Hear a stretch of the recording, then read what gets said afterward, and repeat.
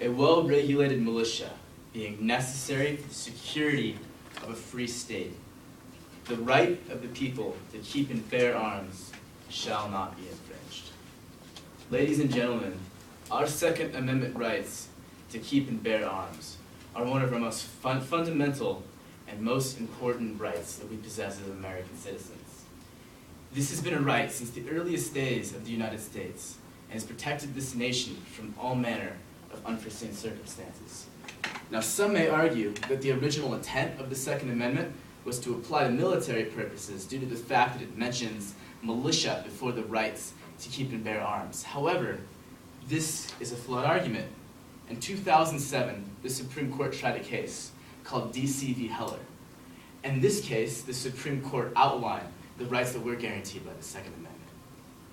A law was presented to the Supreme Court that was being challenged, in which the city of Washington, D.C. imposed a law where they banned all handguns, and weapons within the home had to be dismantled and kept unloaded. Now, the Supreme Court ruled that this kind of law completely violates our constitutional rights, and that the Second Amendment guarantees the right to protect ourselves and our property. It's now been 6 years after D.C. v. Heller, and now our Second Amendment rights stand on the shakiest foundation that they have in many years. And this is due to the recent violent occurrences in past years. Now, before I go on, I want to express my deepest condolences for the victims of the Sandy Hook and Colorado massacres that started this rhetoric on gun violence. However, saying that these random acts of violence that were committed by troubled people who abused and perverted our Second Amendment rights is reason to restrict these rights is a flawed argument. And saying that guns cause violence is like saying that cars cause drunk driving or computers cause addiction to pornography. The notion that pieces of metal and plastic can be personified to be emblems of violence is fundamentally wrong. And today, I will argue and support why limiting firearms only hurts law-abiding citizens. I will refute the current White House and media position that there needs to be a ban on all assault rifles, and I will clarify the rights that the government actually does have if they choose to responsibly restrict gun rights. Now, if you remember the DC law, they had this idea that they could stop violence through taking away all the citizens' guns and taking them out of the public. Chicago had a similar law that they put into place at around the same time. And I'd like to direct you to this chart right here. This was taken from realfacts.org or .com. And as you can see, Washington, D.C. had a relatively, low, moderate crime rate. And then they implemented this gun law, and it skyrocketed. This is due to the fact that the majority of the citizens didn't have access to firearms. However, criminals took whatever means necessary to acquire them.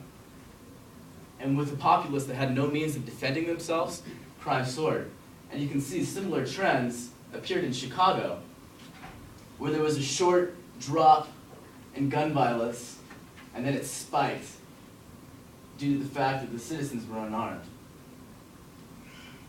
Now, they had good intentions. They wanted to stop violent crime. They wanted to stop murders. But taking away a right of the people to defend themselves isn't the right solution for that. Now, this phenomenon is best summarized by the Greek philosopher Plato, who said, "Good people do not need laws to tell them to act responsibly, while bad people will always find a way around laws." When you take away law-abiding citizens' means of defending themselves, you leave them vulnerable to those who have no respect for the law, and the consequences are clear. However, the benefits are visible as well. Every year in the United States, there's around 16,000 murders. It's a scary number. But in the year 2000 alone, 989,883 violent crimes were stopped due to people exercising their Second Amendment rights. Yes, the benefits are clear as well.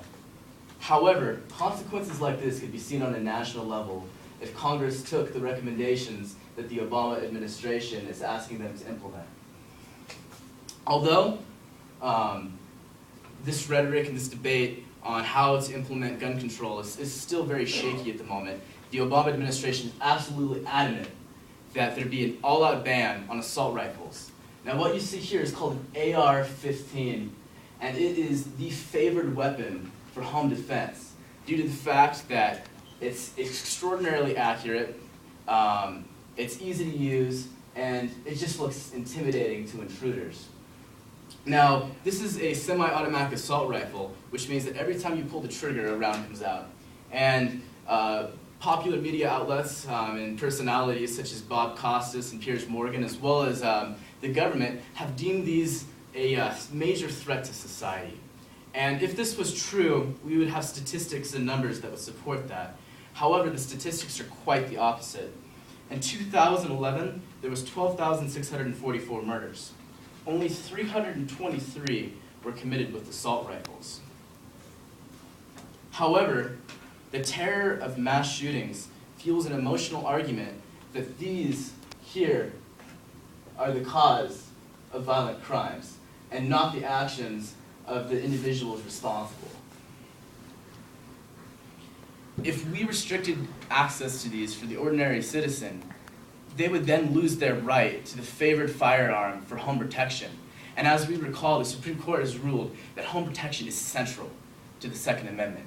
And the government would absolutely be outstepping their bounds if they were to restrict this weapon. It would not be in the best public interest. Now, if the government truly does want to restrict access to firearms, they have a proper means of doing so. There's two types of gun laws that are approved by the Supreme Court. These are called may-issue and must-issue laws. A may-issue law is when you go through a process where you do a background check and then you present that information to a sheriff's board who can then deem whether or not you're qualified to carry a concealed carry weapon. A must-issue state is basically if you fill out paperwork, then the government is required to give you a firearm that you can carry in public. However, there's downsides to both of these policies. With a may issue, the government has the potential to be discriminatory in the manner in which they give out their concealed carry permits.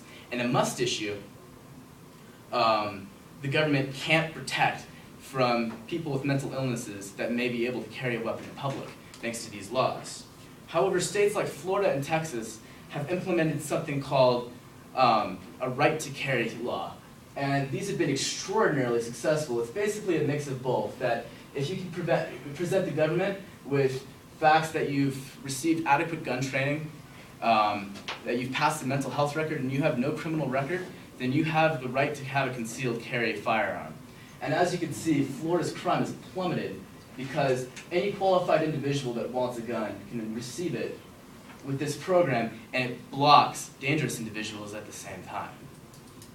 And if we are to implement a gun protection policy on the national level, it shouldn't be done with haste. It should be done in a manner similar to this, where the right can still be protected, but they can ensure that dangerous individuals won't acquire firearms. Now, our Second Amendment right is without question one of our most fundamental and important rights. This is a right that we cannot diminish. We've seen data that would suggest that diminishing this right can be disastrous.